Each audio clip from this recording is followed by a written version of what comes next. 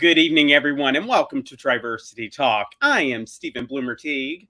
And I am Wendy Stewart Kaplan, and we are so happy to be here tonight after the floods. Oh my Absolutely. God. Talk about hot topics. My goodness, that was something. I mean, really, was anybody ready for this? I mean, I guess we had some sort of warning. I mean, we knew Ida was coming. Sometimes I guess when I just see that something's just rain, I'm like, oh, okay. But they made it like it was just going to be like a bad rainstorm. Not that, like, I swear to you, I was in the city. I thought Noah's Ark was going to come floating down my block. There were actual rivers. Oh, I mean, it's scary stuff. I mean, and proof is in the pudding. You got to take a long-term rain seriously. I mean, it rained for a solid 24 hours straight. So some scary stuff, and hope everyone is safe out there. And sadly, there has been loss of life, not just in this area, but in Louisiana and elsewhere over Ida. I mean, please look at what's happening down there. I mean, these are floods of biblical proportions. You would agree. Yeah, I would agree. And, I hope we all just take a pause and think about global warming. I'm not going to say that global warming had anything to do with this, but I think we should all just take some time to think about global warming and what its potential ramifications can be. Right. This seems like it's happening every year instead of every 50 years. Right, exactly. And it's happening more and more. And, we're just not ready for it. And darn, we got to get ready for it. We're ready for so many things. We're ready for all the hot topics we want to share with you tonight. I have to tell you, Stephen, one of my favorite things to do on TriVersity Talk is to have Zoe and Simone on. And then, we get into it. We talk about current events out there. Exactly. It's a lot of fun. I learned so much from our interviews, but I do just like a chance to share my opinions, as crazy and ignorant as they may be sometimes. And it's nice to be able to do it with Zoe and Simone. So this is so fun, and I'm excited. So should we bring them on? Come on down. Okay. Welcome to the show, Zoe Heath and Simone Kraus. Hello, hello. Hello, ladies. You're all ready for some hot topics tonight? Oh, yes, all ready. Well, yeah, but first, let's talk. I mean, Zoe's the head of Sussex County Pride. Yes. So, Zoe, tell us what's going on with Sussex County Pride. Anything exciting happening? Everything is always exciting over at Sussex County Pride. This Monday on Labor Day, we will be joining a Lunar Fair, which is a witchy farmers night market or night farmers market. Hard to describe. We will have a booth there, and we will be bringing some of our performers from our Pride rally. We'll have Mimi Sashimi, who performed at TriVersity's event, Fantasia Faye, and Kay Gorgeous. So, oh my God, come on! I love Kay Gorgeous. I didn't know you loved Kay Gorgeous. I love Kay Gorgeous, and she is so new and so talented. I hope she's listening, and I'm giving Kay Gorgeous a big shout out right now. Okay, awesome. I haven't met her before, so I'm really excited to see her perform. This will be Lunar Fair's first drag show. Hopefully a tradition they'll continue with us. I hope so too. You can get your tickets at lunarfair.com. And again, it is on Monday night from 6 to midnight. Okay, and that's Sparta, New Jersey, Zoe? Yes, Sparta, New Jersey at Camp Sacagawea. Cool. It's like a venue. Now, wait a minute. That camp, I think I read about that camp. Wasn't Friday the 13th filmed there? No. It's not. It was in the other camp. There's a bunch of camps in the Northwest New Jersey area. Right. Friday the 13th was filmed in Blairstown, New Jersey. Okay. So close, but not Sussex County. So okay. And on that note, before we dive into hot topics, I want to talk about, I love listening to books on Audible, and I listened to this book, and I thought it was so fun. So if you like fun, horror-y type stories, oh my God, find Grady Hendrix, The Final Girls Support Group. It is a lot of fun. It bases itself off of 80s horror movies.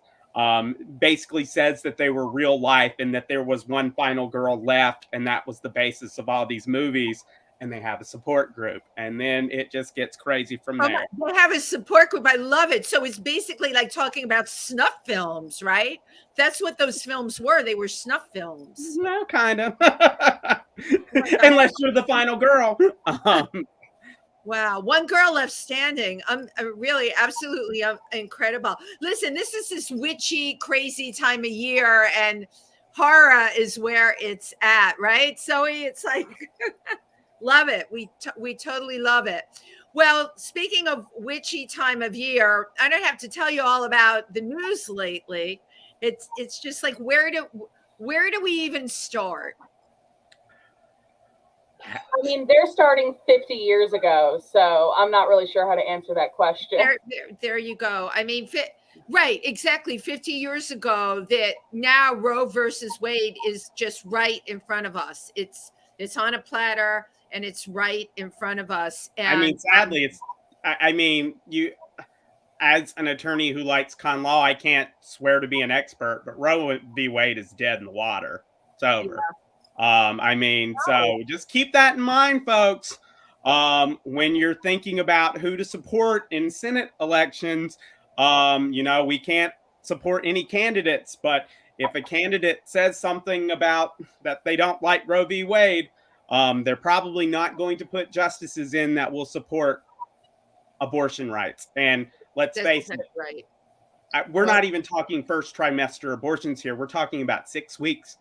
From my understanding, a lot of women don't even know they're pregnant within 6 weeks. Right. And we're also talking about abortions from rape, incest abortions. I mean, I hate to bring up all the ugly stuff, but they are taking away a person's right to choose. And you know what?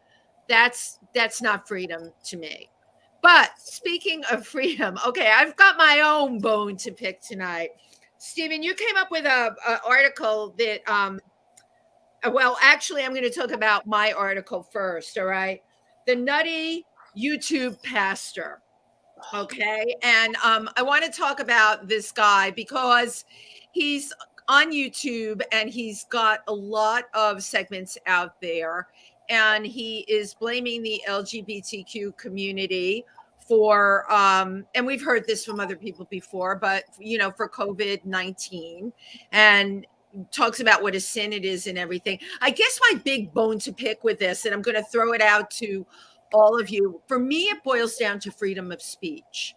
All right. These social media platforms like YouTube, do we think it's right that someone like that can have videos up there when platforms like Facebook, you put something up topless, a guy topless. I've had friends put in Facebook jail for putting up a picture of a guy without a shirt on. This is absolutely true. So I'm curious to see how everybody else feels about this person being allowed to blame COVID-19 on the sins of the LGBTQ community, and should those videos be pulled and taken down?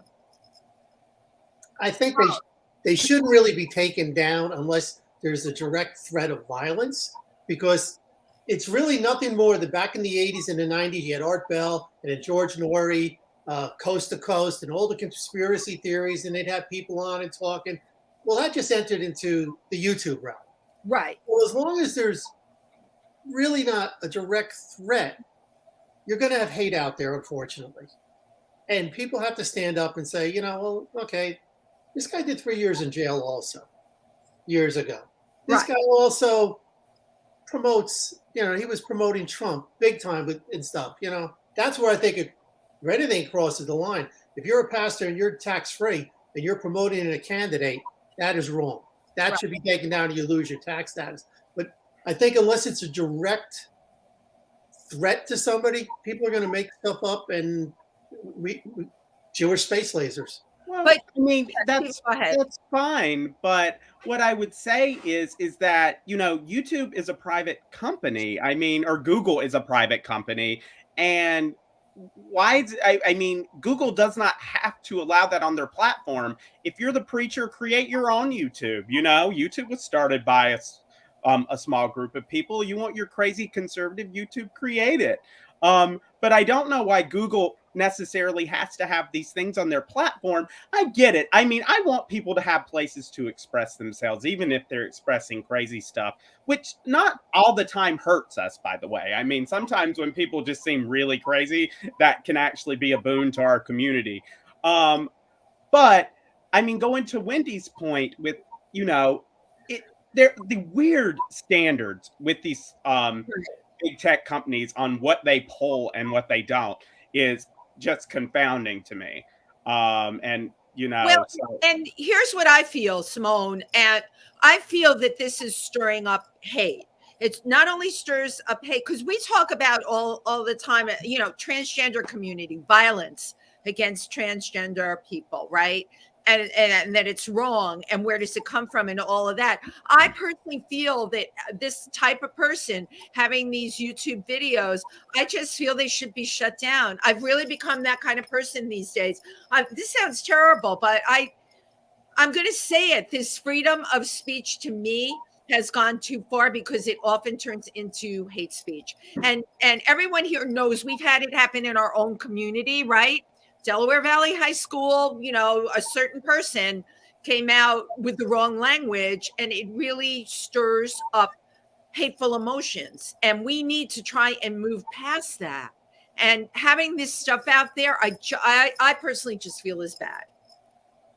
My whole thing is that not only do small instances of bigotry or intolerance slowly snowball into much bigger instances of bigotry and intolerance, like hate speech leads to hate crimes and like physical violence and stuff like that.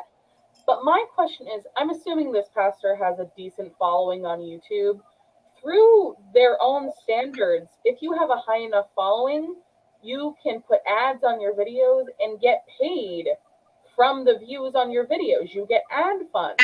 Absolutely, you get ads. Years ago, YouTube, this may still be the case, I don't go on YouTube much anymore, but there was a time where videos that had LGBT content were getting demonetized. They couldn't take ad revenue.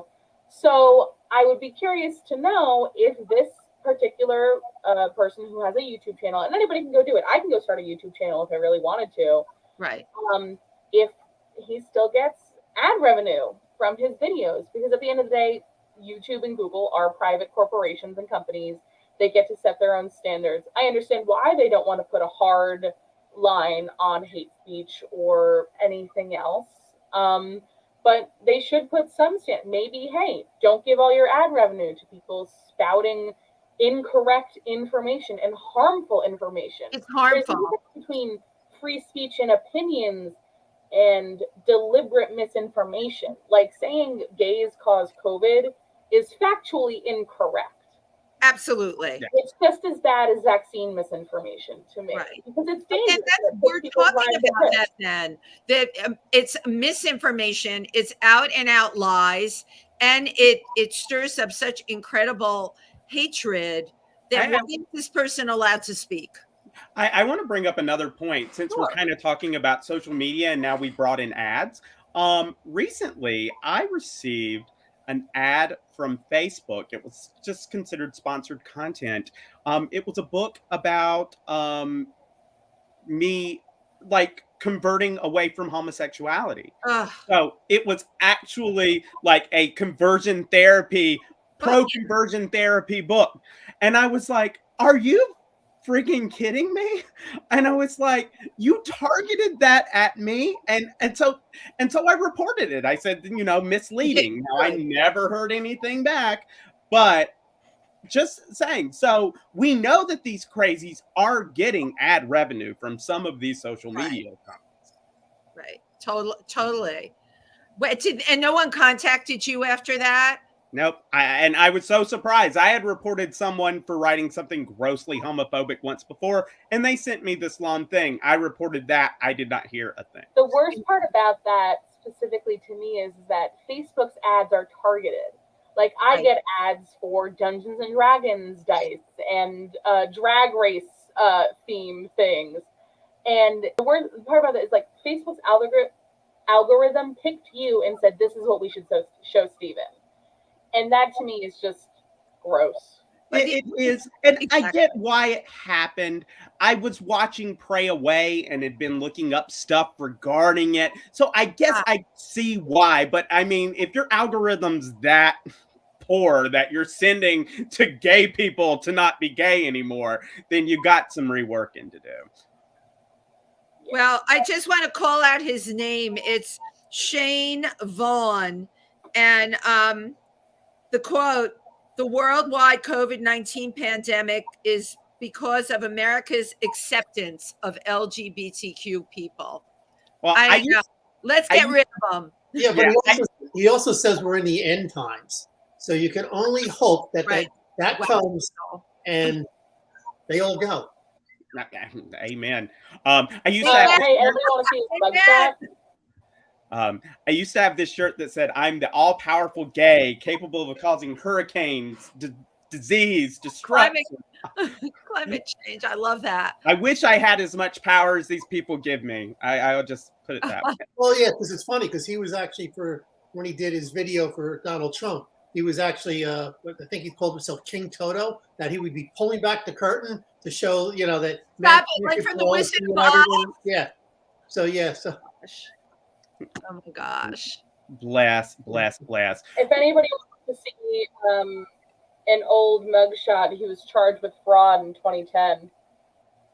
That's his Love it. mugshot. 2010. Fraud? I can't believe it. Oh, yeah, neither. I am sure embezzlement too. I'm sure someone like that has embezzled Okay, Wendy, let's not get into defamation here. I want his videos taken down. God damn it. Friends of mine now it's all coming out. Friends of mine have been put in Facebook jail. My friend Jay is permanently banned from Facebook, right? So why is this guy allowed to spew hate, spew LGBTQ hate, tell people not to take the vaccines? To me, these people are menaces. Take their videos down and throw them in jail, lock away the key. I have said my piece. Well, not Jay McBride, is it? What? Not Jay McBride is banned, is she? No.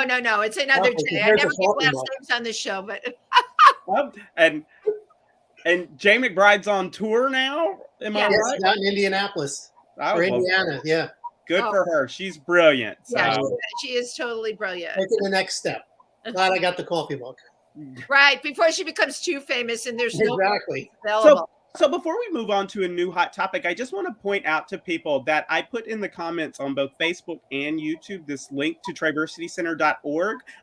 This has web links to any and all articles we talk about on this show, or it should. And if there's something missing, I will add it after the show. But if we're on the subject of kind of religious crazies, I'll go into one that I found particularly interesting. And it's kind of the same story with a little stupid twist to it. And it's another story about a gay couple looking to get married at a venue in a southern state.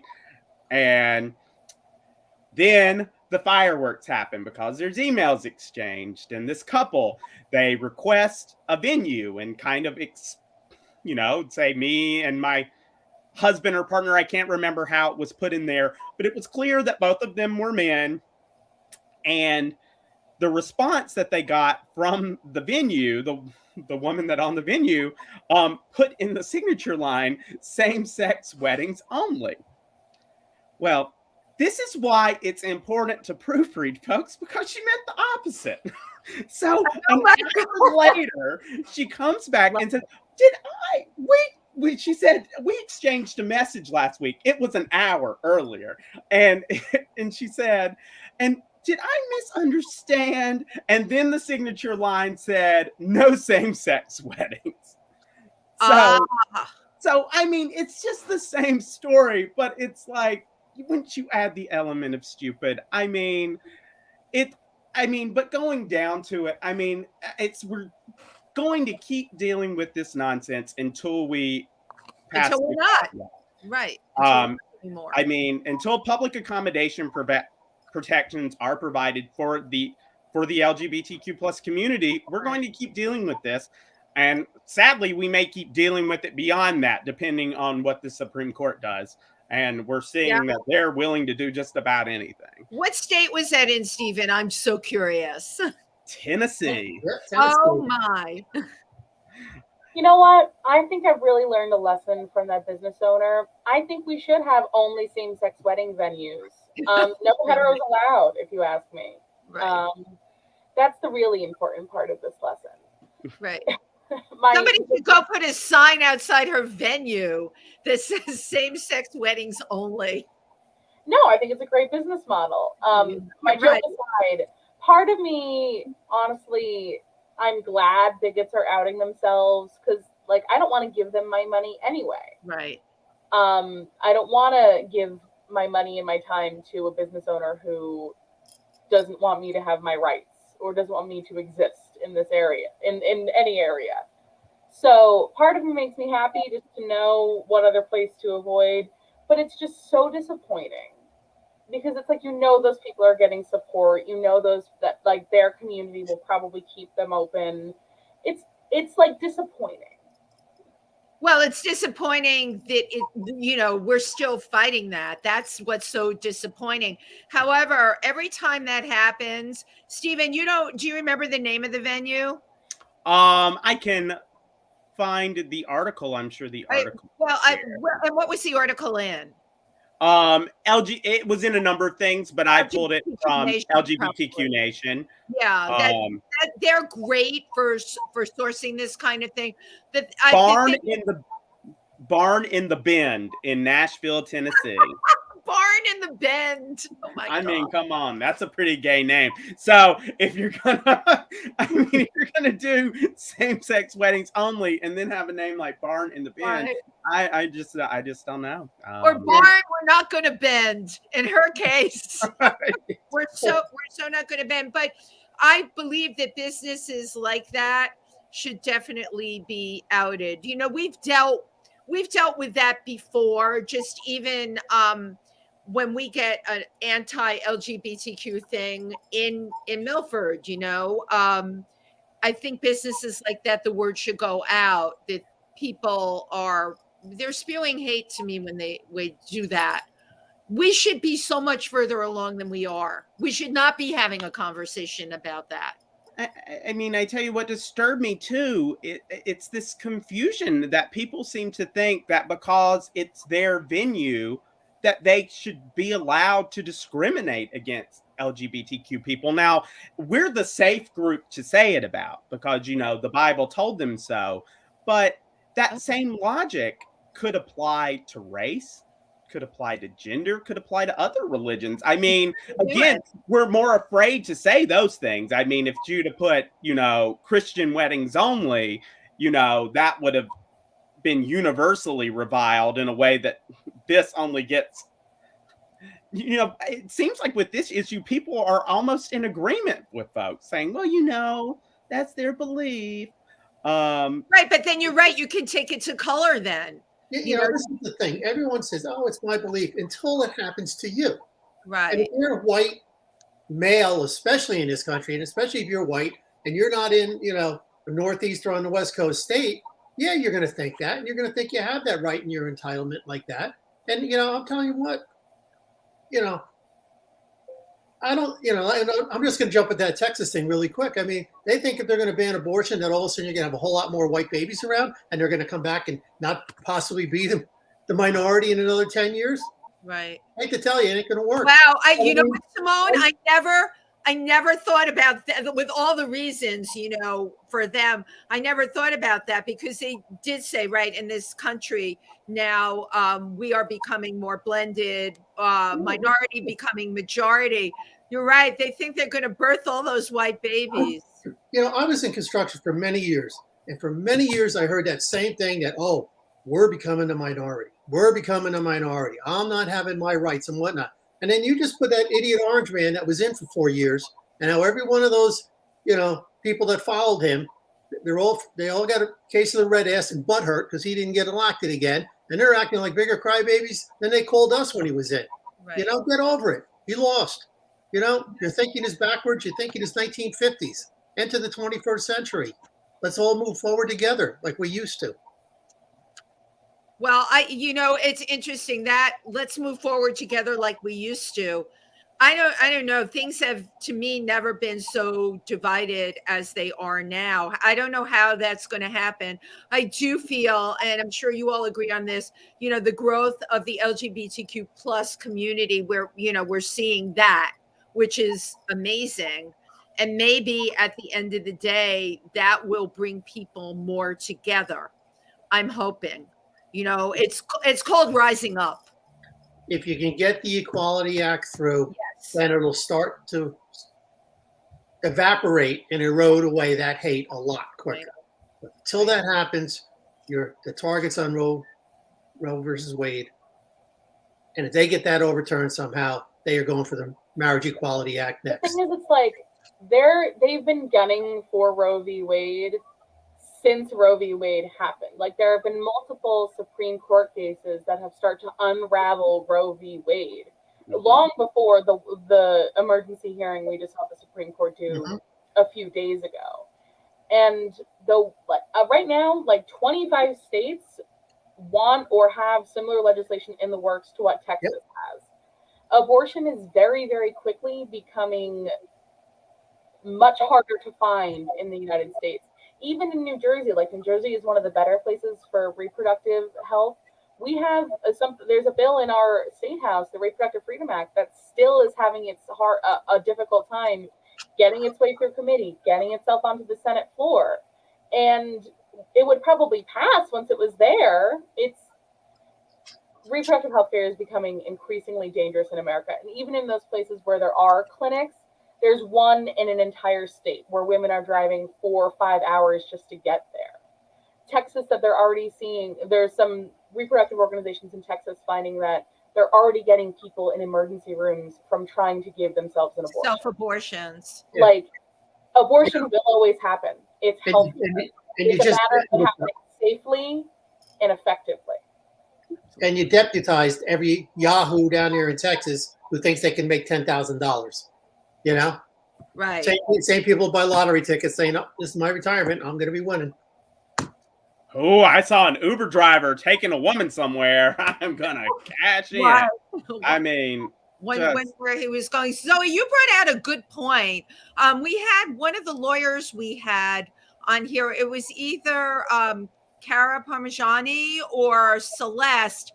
I think it was Cara talked about getting those bills on the floor. That you got to do that. I can't remember who said it, but I had no idea how any of that worked. Zoe, you're much more knowledgeable than I am in that area, but you just brought out a good point.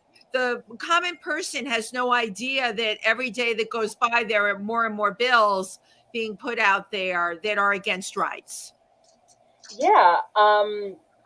And it's crazy. Like, legislators will just write bills and they'll either die in committee or go to the floor. And even when people know bills are going to fail, like, for example, my senator in Sussex County, Senator Oraho, there's not a Republican majority in the New Jersey State House by any means, but he'll still put forth Second Amendment stuff or pro-life stuff, and so will Parker Space and Assemblyman Space and Assemblyman Wirtz. But it's because they get money from these organizations, right? Like, they get money from Right to Life. They get money from fake women's health clinics. They get money from anti-LGBT organizations. They get money to implement gas taxes too. Like, politics is yucky that way. And a lot of people don't know about it or understand it because politics is really inaccessible. If no one is explaining to you how it works, it is very hard to understand how it works. Especially because it varies state to state. Like, the New Jersey State House works differently than the Pennsylvania State House does, and it works differently than the Virginia State House does. I believe it was the Biden.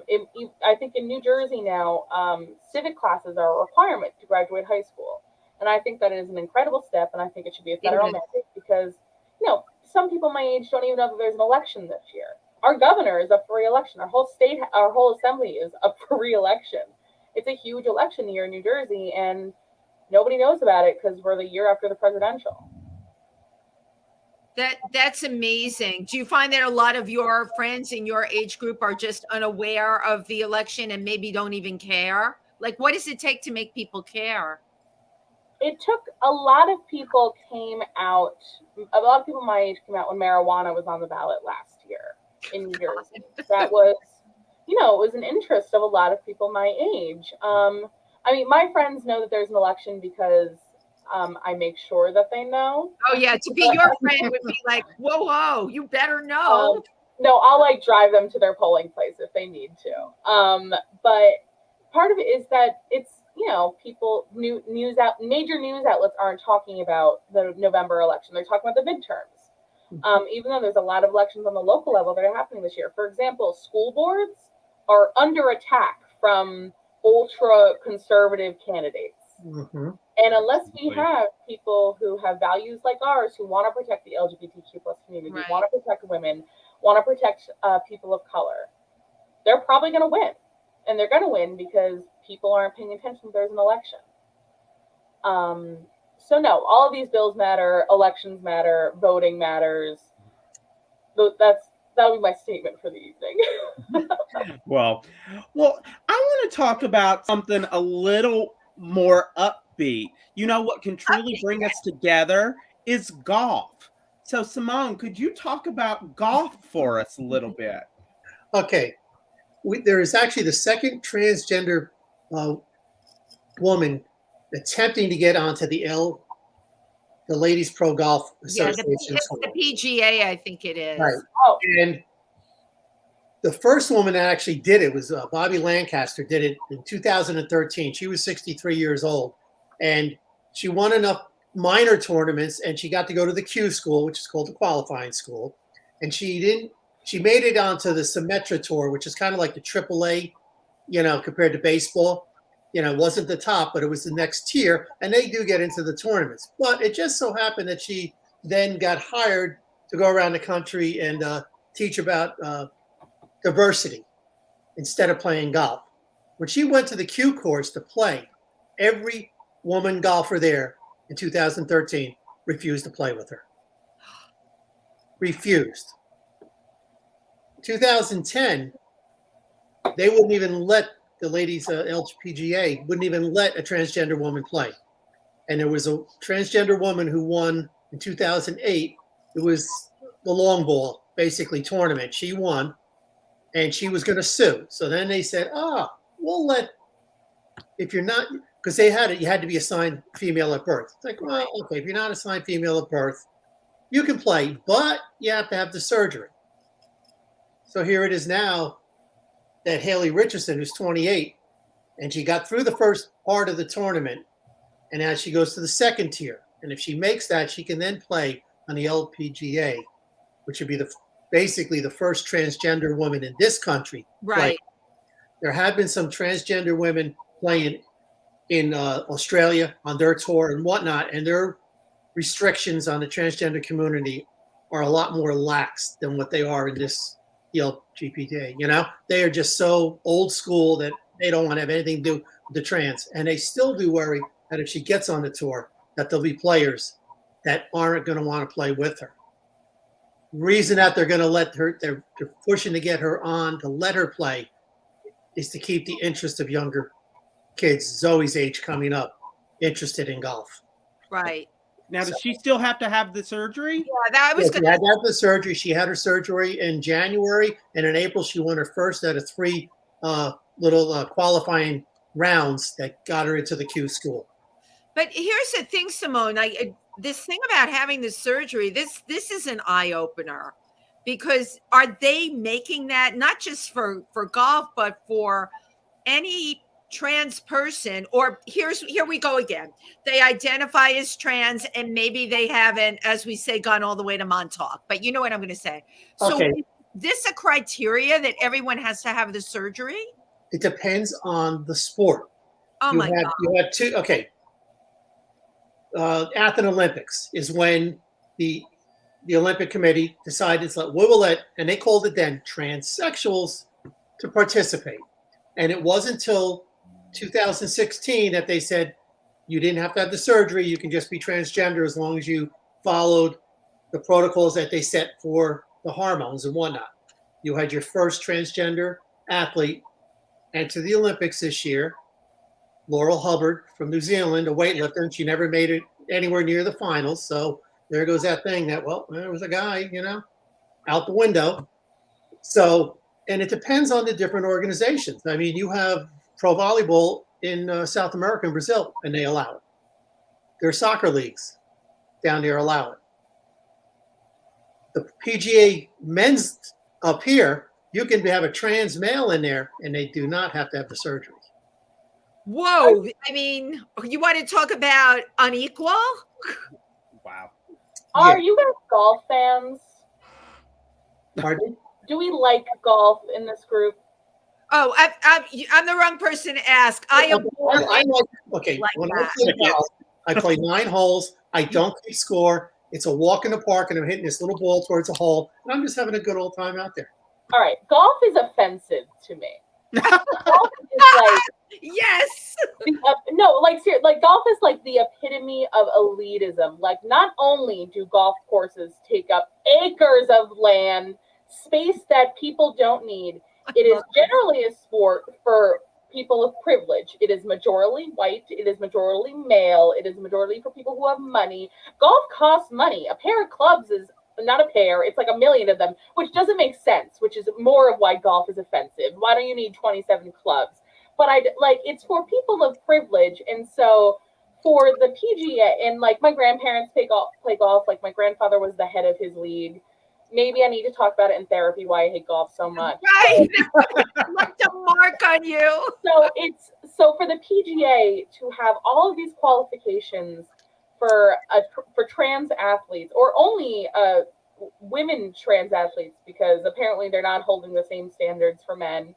Talk about misogyny again. Another reason to hate golf. Thank you very much. It just embodies the elitism and unnecessariness that is golf. To have to be completely clear, no person is coming out as transgender and enduring the hardships of an openly trans person to get ahead in golf, in any sport, but especially not golf. Whoa, she's a golf hater. I am. But the thing too, also with the golf, especially if you're, female, transgender, trans woman in high school, so few people play the game, and it's really not expensive to play when you're in high school. Right. And if you do good, you could get a scholarship very easily to a college. Yeah. I don't want you to say golf in this podcast, Simone. Okay, golf sucks. That's too bad. I was going to ask you. I had an extra set of clubs. Wanted to see if you want to come out and watch. I know people are going to give us write-ins about that. I just don't like golf, Zoe, because it's just boring to me. I'd rather be out on a hike. It's also boring. Okay. You know what it is? I learned from my cousin, who doesn't have anything to do with me anymore, but Kraus Nation rules. And basically, it's like unlimited mulligan. I mean, it's not even really considered golf. We're just out there having a good time, and that's all. A good time. And that's what it should be. Right. When I go with my friend John, they say, "Hey, here's your scorecard." Don't eat it. Really? I am team putt-putt. I love putt-putt. That is where it's at. But Steven? I can't even. What? Mini golf. I don't know what putt-putt is. What? Mini golf. That's the other. Oh, miniature golf. Totally love it. That's like drag for me. Okay. I love miniature. It is, like the little houses and the windmills with the thing spinning around and the giant frog, and you have to get the ball in his mouth. Okay, we're all going to go play miniature golf. I am definitely game for that. But so my one question I wanted to ask, and one that you hear, because now we're not talking about little kids in high school sports, or elementary and high school sports, who probably just really suck at sports but just want to play for the camaraderie and stuff. We're talking about elite athletes here. Yes. So what do you think the standard should be? Because people are concerned, and I've heard concerns like, adrenaline is giving people's bodies a chance to, or not adrenaline, testosterone people's bodies strength, before they started taking hormones, and will that give unfair advantages? So how do you address those kind of concerns here? I think you should go with what the NCAA does and what the International Olympic Committee does, and probably about close to 80% of professional organizations for women's sports. And it's basically you need to have a year to 2 years of a hormone level and have to hold it and test consistently to do that. That seems really fair, and it seems like an easy thing to do. So what is the big deal with all of this? The big deal is because golf is elitist and golf sucks. Well, okay, we'll go to volleyball then. Yeah, or like Laurel Hubbard. So powerlifting. I mean, well, you have two organizations in the country, and one of them goes by basically the Olympic standards, and the other one will not let a transgender woman at all. No how, no way. And even if you somehow you were assigned female at birth and they did a genetic test on you and find out that, I'm sorry to hear you're intersex, they'll kick you out of it. So Right. yeah, it's, we scare a lot of people. They don't understand this, and they're all scared about transgender people in sports. And take it from me, from being on the hormones. I mean, especially before I had my surgery, there was a big. I mean, I still was strong because I had a lot of core strength that I developed over the years. But Right. I lost a lot of upper body, lower body. So yeah, you do lose a lot of it. But you have to ask, where do you draw the line with this? That's why I said to you, Simone, so what is the big deal? Because you can have a woman, biological woman, that exhibits male biological characteristics. If she gets her hormones tested, she just has a hell of a lot of testosterone, and that may result in facial hair, right? So how, what's the measure? You had 3 athletes this year in the Olympics. They got tested there that were not allowed to run the distance events that they normally ran because they had higher natural testosterone levels. So now wow. So they were tested beforehand. They were given a choice. You can either take estrogen and lower it and then be able to do this, or if you don't want to, you were banned from doing this, and this one. You could run this one. So, but they don't do that for men. They don't test their hormone levels at all. Oh, wow. There we go again. I mean, and this goes beyond, I would say, even, that we're talking about even beyond just trans women. We're talking about women. Women always get this. I mean, like Serena Williams, the amount of time she's compared to a man when she plays tennis. People, I mean, after that U.S. Open, I remember that. With Naomi Osaka, the depictions that people made of her. I mean, some of them were just downright racist, but often just showing her like this massive, gargantuan woman who's more like a man, and versus these dainty little women. I mean, and it seems to happen more with Black women as well. Look at Obama. It happened to her constantly while she was First Lady. And to me, like with Serena Williams and other like women athletes specifically, it stems from the sexist and misogynistic idea that only men are athletic, only men have muscles, only men have broad shoulders. Right. Which is just wrong, but it's like a misogynistic value that people have had for years and years and years. And we just have to end the stigma of, no, bodies are different. They're not male or female. They're bodies. Some are muscular, some are skinny. I remember when women, they started using the term women that had athletic bodies. That is the terminology that came up in the last 20 years, right? What you said before, Stephen, women are supposed to be petite and demure. And if you look at the images, right, from the 50s and 60s, that is exactly how it was, even the 70s, right? But people have evolved. And if you look at women in sports, women can now have techniques of working out where, my God, they can build amazing muscle, they can take protein, and you can really shape your body where you can be as strong as a man.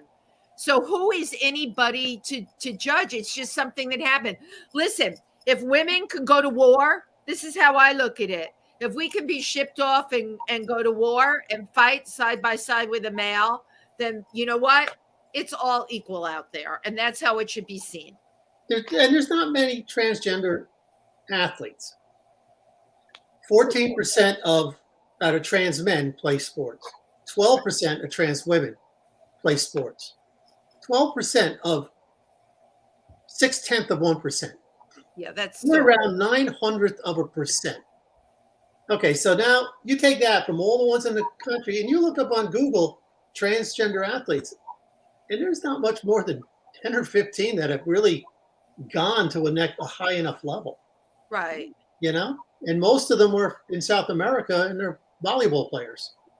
Yeah, I mean, I just always say to people, if somebody brings this up, I'm like, most of us really suck at sports. So when you then put more and more minority into it, how small the population, the likelihood that you're going to find an elite athlete from so small of a pool of the population is just really low. Right. It's a very low percentage. And women don't get the accolades that they should. They had a young girl that was on the Michigan Little League, and she played catcher and whatnot, and she was probably the best player at the Little League World Series this year. And you saw one article about her. One. Good point. When I saw her having that catcher's gear behind the plate, I was like, kudos to you, girl. Kudos. Yeah, go girl, right? And maybe this is just because, like, I did theater in high school, but to me, it's a sport. I don't get it. Like, beyond my personal hatred of golf, like, I just don't get it. To me, like, I understand for a lot of people it's a really big deal, and especially when you're being excluded from a sport that you love and you care about. I don't know why you care about it. For something you care about from something you really cannot control, your gender identity. It's just like, let kids play sports, let people play sports. If you lose, that probably means you just stink at your sport. Fine. Yeah. Well, there you go. Well, you talked about you were a theater person, so maybe we should head to the theater now, because some theater bigwig said some things or two that were pretty ignorant. Yes. All right. So somebody else who probably plays golf in his spare time is Mega. Whoa! It's the golf name calling again. So mega theater producer Cameron McIntosh, who produced memorable shows like Mary Poppins, Les Miserables, Phantom of the Opera, helped with things like Hello Dolly, not Hello Dolly, excuse me, My Fair Lady, Follies, really successful old white guy, recently criticized casting of trans actors in musical theater roles and called them gimmicks. That is incorrect, first of all. And for somebody whose shows feature helicopters landing on stage, falling chandeliers, and 3.5 hours of French drama, to call the casting of a whole group of people a gimmick is just incorrect, and I'm gonna say is like gross. It is gross. And to me, like, as somebody who did theater recreationally in high school, really appreciates it still. If you can hit the note of if you can follow the score, do the choreography, do the blocking, sing, hit the notes, I don't care what your gender identity is. I don't care if you were assigned female at birth or assigned male at birth, or if you're non-binary. Play the damn role. Right. And that's really it. And Cameron McIntosh is getting a severe amount of backlash in the international theater community. Like, there's going to be a protest on Broadway in the next week or so. Don't you think a lot of that, Zoe, has to do with the age that he is? Exactly. That's an old attitude. I think it does, but I don't care. Yeah. Older people are supposed to be smarter and more experienced, and he just sounds stupid. And it was just it's a more covert way of saying that trans women aren't real women. Right. That is, I mean, because just by implication, if a trans woman who is just a woman playing a role that was designed for a woman, then what's the big deal? But obviously, this guy is distinguishing the two. Right. And I think that's what is especially disturbing about this. I don't remember watching Mary Poppins and thinking, was there a particular time when you knew that she was born with a vagina? Because I don't remember that. I mean, I don't think it's essential. She was born with an umbrella, but I don't know about a vagina. Yeah, exactly. I don't recall that part of the thing. What'd you say, Zoe? She actually came out of that bag. She just takes things out of in the movie. That's how she was born. Right. Yeah, but the producer that said that's the typical age. It's the age. And not for nothing. White that really has the hardest time understanding about this transgender, trying to even accept it, understand it, or whatnot. So, yeah, so when I saw the article, and then I'm reading, I'm like, and once I get down, I see his picture. I'm like, okay, there it is.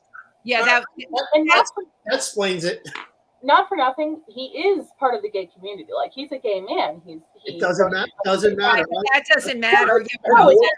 Explaining to gay men what it's like, being transgender, as I have to straight white men the same age. Yeah, his affiliation with our community doesn't excuse his words or anything like that, but it just goes to show that our community isn't as inclusive as accepting as we like to say that it is.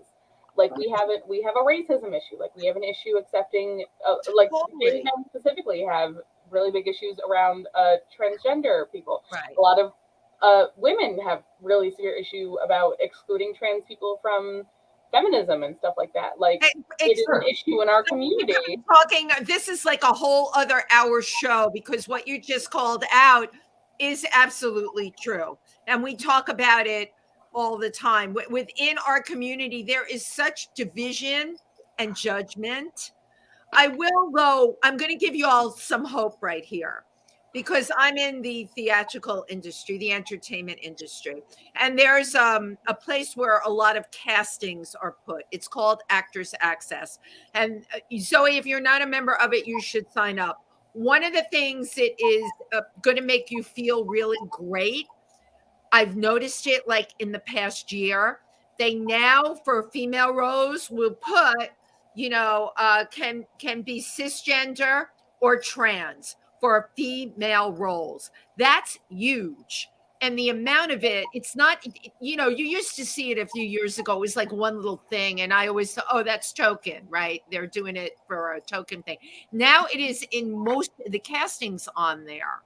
So when you see that, when you think about Cameron, and his archaic attitudes, take heart that going forward, that equity shows and off-Broadway shows, they have now opened up their minds in castings. And it's really a great thing. I'm sure you can find a lot of cisgender actresses that are not happy about this, however.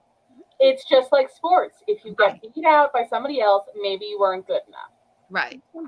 And I mean, and one thing he raised, which I thought was kind of an intriguing point, I mean, after the awfulness about the gimmick actors, was he said there need to be more roles created for trans women. Now, I don't necessarily think that's a bad statement. I mean, more roles that I would say probably better speak to the trans experience, that would tell people more about what it's like to be trans.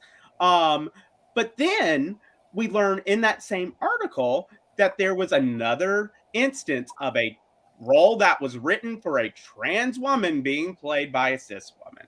So it's like you can't win for losing.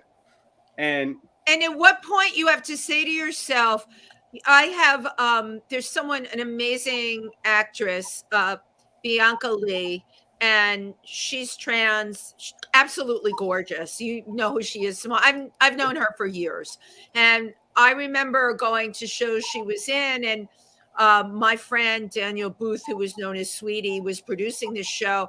And I said, boy, I said, they must be lining up to cast Bianca in roles. I mean, an amazing actress, amazing, and just gorgeous. I mean, perfect person, right? And I remember him saying to me, Daniel saying to me, no, it's actually very hard for her. Well, what's turned around in the last couple of years, I look at her Facebook page and it's role after role after role. And many of the roles are, you know, it's a female role. They're not saying trans, you know, this, I'm very against, like, why underline trans, you know, let's all just be, you know, how a person is and what their acting ability is. Why are we defining it in such a way? Yes, Simone. You know, as we're defining it, and okay, I'm going to give a little shout out to the Thai trade group that I've been going to up in Wantage. Yes. And when I was there, all the women there, and they know I was trans because, you know, one of them knew, you know, I mean, from TriVersity and whatnot. And one of them turned to me and said, you know, Simone, you're one of us. You're one of the girls. It's as simple as that. Case closed. It was simple as that. Case closed. And that's, you know, that's all as a trans person we want. Right. I mean, I'm, you know, and I've talked about this before, you know, when we come out and then we look for answers and we start the transition and whatnot, and then we get to a point where we're kind of done. You know, it's like, okay, I went through, I'm transgender, I'm a trans woman. I'm a woman of trans experience. Yeah. I'm a woman. Right. You know, I mean, it's like, right. Oh yeah, that male part that I did for many years, that's, you know, and you get to that point and people just need to realize that's who I am and who I've always been, who I always will be. Absolutely. You know, I'm not going to hurt anybody or bite anyone, but I mean, if people start to accept us like that, and it's Zoe's generation that is actually pushing this, so all the old golfers have to have to lean towards that way. There you go. Golf is criteria. You know? Deal breaker. Yeah, I mean, you brought up a good point. However, you know, and we talked about this, Simone, within the trans community, passing, not passing, whatever, there's still a lot of people who it is their right. They want to identify as trans. Okay, they want to bring that to the table. They should be allowed that too. You know, we need to start erasing all of these lines that are out there, and just like people with people. We've concentrated so much on the trans stuff, and I started to really look at other women when I'm at places and stuff. Right. And I'm like, you know, we've made this such an issue that now people that are looking at women that are not trans at all and thinking that they are. You know, it's like who's what does any of it matter? You know, it doesn't matter. That's the living for life. We're all trying to live our life here, whether we golf or don't golf. Exactly right. You know, we want to get to that age where we can play golf. No, we don't. So I want to hop off and do one final hot topic before because I think this is a pretty biggie, and it really disturbed me when I read this. Yes. GLAAD released its 2021 State of HIV Stigma Report. Now, for those of y'all who don't know the organization GLAAD was created in 1985 by journalists and writers determined to hold the media accountable for grossly defamatory and inaccurate media coverage of HIV in its earliest patients. And though GLAAD has since expanded into an LGBTQ media advocacy organization, more broadly speaking, they still concern themselves with HIV stigma, which, I mean, is very important. And some of the statistics from this study, I mean, really, really disturbed me. I mean, the one that got the clickbait in the article from them that I found was that 53% of folks would feel uncomfortable around a medical professional with HIV/AIDS. 44% would feel uncomfortable with a hairstylist or barber, and 35% with a teacher. Only, let's see, HIV media coverage. 50% 56% of non-LGBTQ respondents noted they are seeing more stories about people living with HIV in the media, up 4 points from 2020. So that's positive. That's But the positive. study found that less than half of Americans, 48%, feel knowledgeable about HIV, and that's down 3 points from a year ago. So I just have to ask, what the hell is up? This is 40 years now. Right. 40, Why? like going backwards. Yeah. Wait, What's happening? And I mean, now GLAAD has some opinions. They are a media organization, but I just want to talk to y'all about this first. What do you think's going on here? Why is there still so much ignorance about HIV? Because I can tell you one of the reasons there's so much ignorance, the cocktails came out. They were working on them in the late 80s, but they started being used right in the 90s. And for all intents and purposes, I have a lot of friends that have been on them for all those years. Viral load went down to nothing. You couldn't measure it. Therefore, it took and erased it. That's number one. Okay. Number two, and Stephen, you were on the show where we talked about PrEP, right? That so many people are on PrEP, right? So, it's not an issue if you're taking PrEP, having unprotected sex. You've got two variants right there that are saying, oh, we don't have to deal with this anymore. That's something that happened back then. If it's not kept fresh in people's minds, and please keep in mind, people can still die of AIDS. It can still happen. And yet, Zoe, if I ask a lot of people in your age group about that, a lot of them would not, they would be surprised that can happen. So once we started erasing HIV and AIDS, right, with cocktails and PrEP and everything else, average Joe Schmo is not going to know about it. It's up to, I guess, our community to keep these kinds of things in the news. But because of everything that's happening, it's completely down, it's downplayed. It's like, okay, it's gone. You take your medications in the morning, you don't have a viral load that can be measured anymore, and call it a day. But people still think that you can get it by touching. I mean, why would a doctor, out of all people, would be a medical professional that I'd probably feel the most comfortable with? I mean, just because doctors and nurses take such extreme precautions not to spread germs. But 45% of people wouldn't trust a hairstylist. A hairdresser that you can catch it from someone doing. But I really believe that you have to keep all of this out there at all times. Education. I don't know what's being taught in schools. Zoe, you're the closest to coming out of what was taught in your school? So New Jersey's sex ed standards did literally just change in the past year and a half.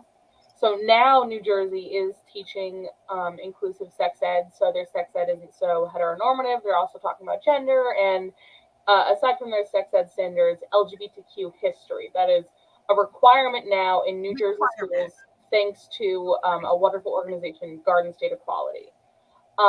So New Jersey is getting an upgrade.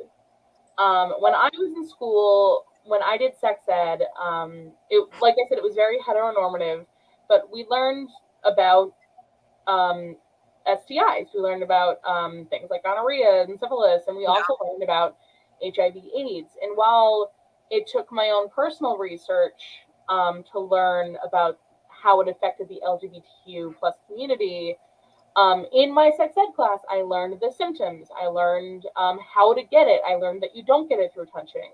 My senior year, in my school, you did sex ed your junior year. And in my senior year, in our first aid, because for senior year, you took first aid instead of sex ed. In our first aid course, we learned to just wear gloves if we were going to be treating with an open wound because of things like that. You learned that you don't get it through touching, or you can't get it from going to the hair salon. But as far as the history of how it affected our community, it really isn't well known. For example, just recently, a post was going around on Instagram about how that was about the AIDS epidemic and how it affected the gay community specifically, and about how lesbians were the ones who were really helping gay men through it. They were the ones in hospitals. They were burying people. And I even saw some, like, for example, tonight is the finale of RuPaul's Drag Race All-Stars 6. I saw one of the stars of that season repost it and say, I didn't know this. So even prominent members of our own community are learning and they're growing. And this back to me because I lived through it. I totally remember it. Yeah. But you're right. But like you said, we have to keep education not only on how the disease works, but what it did. Because if we forget how it affected our community, it'll just come back. Now, GLAAD is a media organization. So, of course, when they discuss this, they are going to discuss it through the lens of the media. And one of the things that GLAAD discusses in the report is there are no real characters living with HIV, at least, and that being neutral or a positive experience or, depiction. I mean, as of last year, I think they said there were only 3 depictions of living with HIV on TV, and they were all on Pose, and now Pose is gone. And Pose, of course, is, from the 80s. So you don't necessarily have the most positive depictions of HIV in the 80s because it wasn't really treatable in the 80s. So a lot of this does stem, again, from the media. I mean, how hard would it be to just have some characters that just live with HIV and it's just a fact of their life? That could go a long way toward teaching people that living with HIV is nothing to be scared of. And then especially if you can throw in little tidbits like you can't get HIV from touching, that would be nice too. Because people clearly need a refresher. Yeah. Well, if you like they do the commercials now for people with type 2 diabetes, type 1 diabetes, that little meter on their side and whatnot. I'll tell you what, I'm looking at that because I have type 2 diabetes, and I'm looking at that thinking, oh wow, that's pretty cool, and it makes you feel comfortable, like, oh, you could live with this, there's something that you could do, and you could live with this. It would make it easier. I think that's what we need to do with the HIV. People can live with this. I got it. Well, also another thing that just occurred to me, all of the HIV advertising I see are in gay magazines. That is where I see it. I don't open up New York Magazine and see an ad in there. If the advertising became more mainstream and it was put, just like what you were saying about type 2 diabetes or any drug they come out with, they always have like this disclaimer that you can, this reaction or that reaction. If they put it in an ad advertising, what you take for HIV and put at the bottom, you cannot get HIV from touching. If you've got to, I think, hit people over the head with it. Well, but you do. It's like I'm sorry. I'm sorry. Go ahead, Simone. It's like with hepatitis C. Yes. When they came out with the pill and then the drug companies didn't want to pay for it and whatnot. But I mean, by putting that out, that it was, a treatable and livable situation. Right. That's what you need to do, Yep. But it needs to be out there, Stephen. You're absolutely right what you took from this article. So I'll say, I'm a Family Guy junkie. So sometimes I will just sit and binge watch Family Guy and like on TBS, and you will see commercial after commercial for Truvada or PrEP. And it's like, who's watching Family Guy? I said, well, I guess I'm watching Family Guy, so maybe that's their market. Right, but are you seeing anything for HIV drugs? Well, I mean PrEP. So, but I'm talking about like for an HIV treatment. No, yeah, right. Why not? The question is, why the heck not? Why not? Absolutely. I think people part think of it it's gone away if they do that. There is still such a stigma surrounding HIV and AIDS, and we see that stigma not only because 50% of Americans still think you can get it via touching, apparently, but it's also because of that lack of representation, because of that lack of education, and because there's such a stigma where the only PrEP ads you see are people really living their best lives. It reminds me of how tampon ads are sometimes. Right. There aren't just ads about real treatment other than things like PrEP. I mean, if there are ads on mainstream channels for Trojan condoms or Viagra, there should easily be ads for treatment for HIV and AIDS, and with information about it for people who may not be affected, but not understanding how the disease works because of the stigma. Right. And to understand that zero viral load means zero chance of transmission. Right. That was something in the study that people had a gross misunderstanding of, that if there is no viral load, there's no transmission. And this kind of ignorance is what leads to all the HIV criminalization we see. Right. There's a local organization, more national, but located in Milford, started by Sean Strube, the Zero Project, which focuses on HIV criminalization. And with statistics that we just saw in this GLAAD survey, it's no wonder that Zero has a lot of work to do. Right. Agreed. So with that, we are 10 minutes over, but if anybody else has any last remarks, the floor is now yours. We got a lot of work to do out there, and each one of us, I mean, that as representation, that's what we've got to get out there and deal with these topics, and when you hear the anti stuff, you got to jump right in. You have to call it out. When I see it on Facebook, I call it out. When you see someone, a name, but they won't name the person, now there's a number of people that write in, who are you talking about? Call it out. Don't be a sheep. Call it out. Call that person out for what they said. That's my piece. Yep. And if you need more information about HIV and how it spread, come to the TriVersity Center, 201 West Hartford Street in Milford, Pennsylvania. We have a nice little pamphlet for you.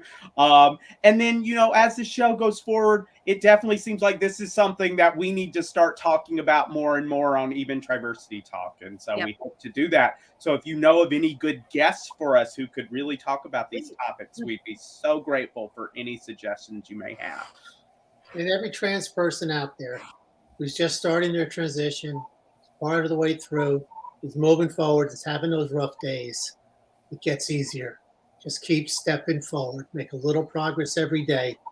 And there's always one of us there that you can reach out, lean on us, and we'll give you the answers, and we're there for you.